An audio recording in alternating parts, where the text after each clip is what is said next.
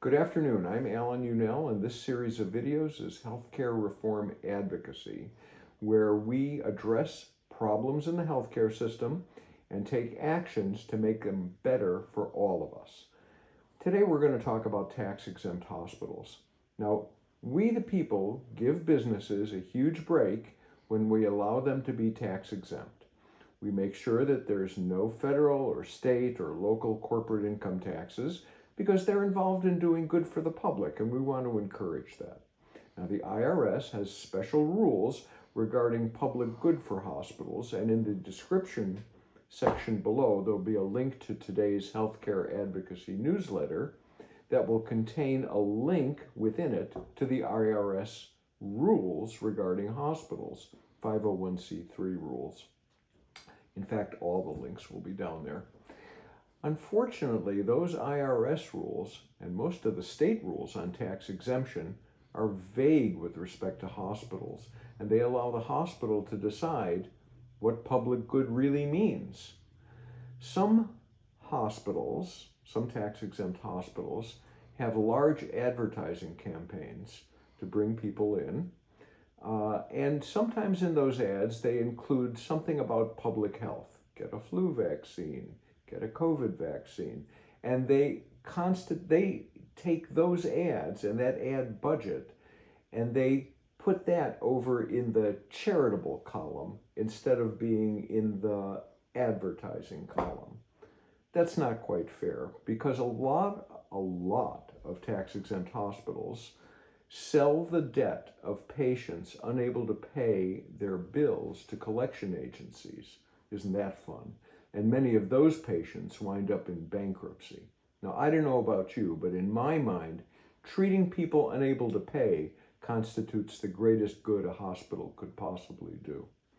Now, yesterday, Senator Bernie Sanders from Vermont released a report on this very subject. He's chairman of the Senate Health, Education, Labor, and Pensions Committee. His report found that 6 of the biggest nonprofit hospital systems in the U.S. dedicated less than 1% of their total revenue to charity in 2021. What should be a key criteria for maintaining their tax-exempt status apparently is not.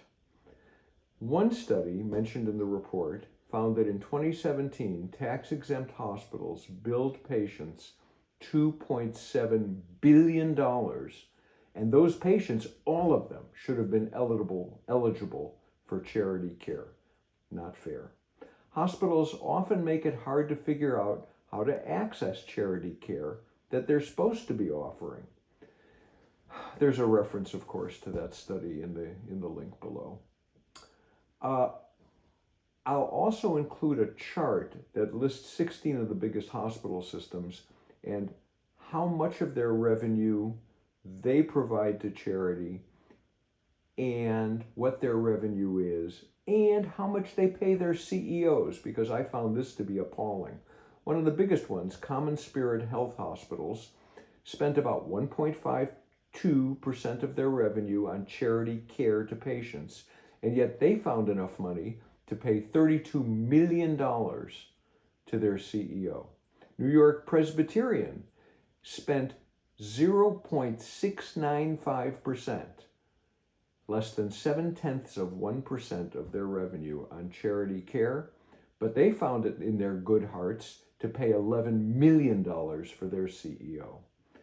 Okay, while we're at it, another study that was referenced found that the amount spent on charity care is less than the amount of the tax breaks these hospitals get from the government. Nonprofit hospitals spend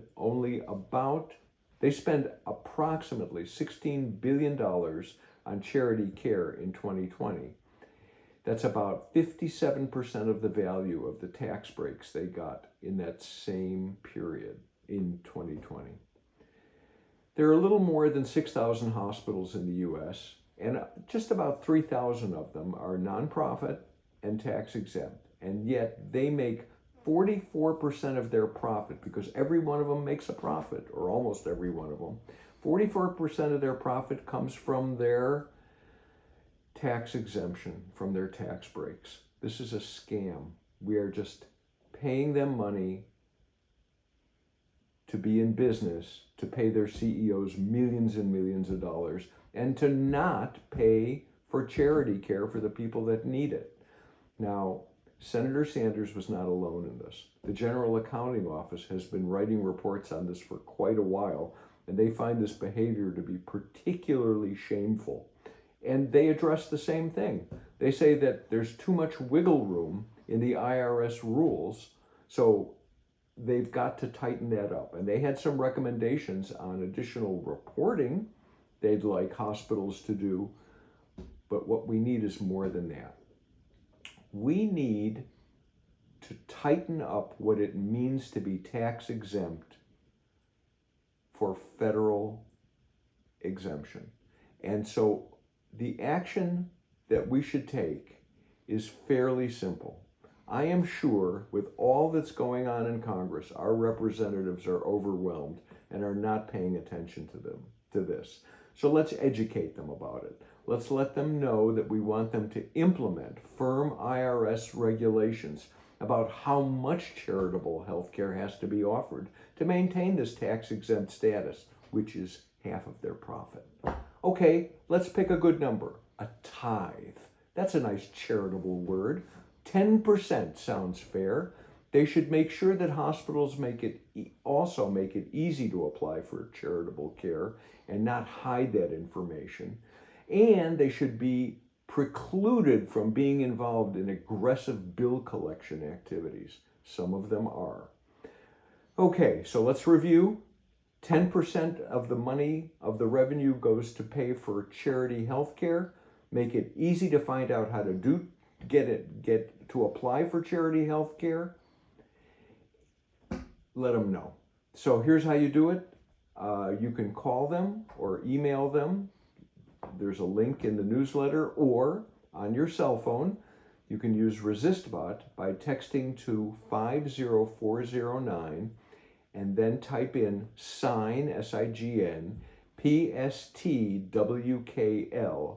to send this email. Let me read it to you. I'm your constituent, and I just learned that tax-exempt hospitals are providing very little charitable care compared to their income.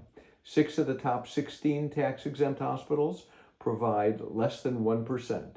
They're involved in aggressive bill collection. They sell debt to collection agencies and drive patients into bankruptcy. And we subsidize this.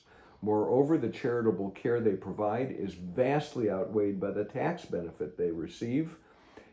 3,000 tax-exempt hospitals get 44% of their profit from tax benefits. We'll put in a link to Senator Sanders' report so that our representatives can find it. And then we tell them, here's what you can do. You can pass legislation that in order to maintain your federal tax-exempt status, a hospital must provide at least 10% of their income as charity care to the poor. And you can demand that they publish easy-to-find instructions on how to apply for that charity care. Now, you're our representatives, and you should do this for all of us. Thank you.